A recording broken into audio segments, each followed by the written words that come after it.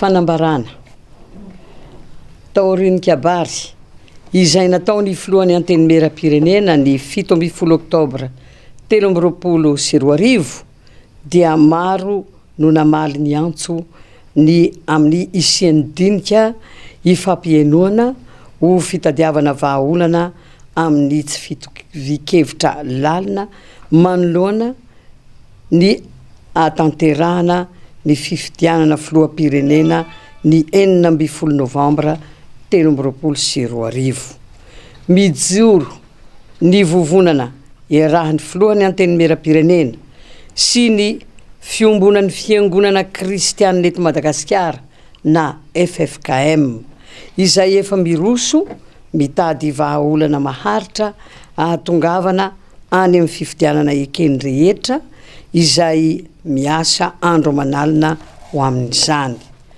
Mandalo fotoan-tsarotra ny firenena koa miantso ny rehetra eo amin'ny andraikiny, ny mpitandro filaminana, ny mpisehatra ara-politika, fiarahamonim-pirenena, ny olom-pirenena isam-batan'olona.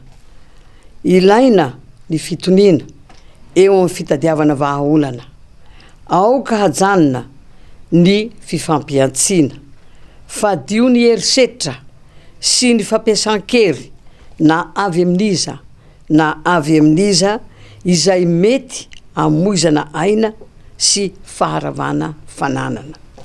Miantso ny rehetra hiroso ho amin'ny dinika ho fitadiavana vahaolana anatin'ny soatoavina ho fitandrona ny fihavanana malagasy sy ny fentry ny demokrasia eo amin'ny fanehoan-kevitra.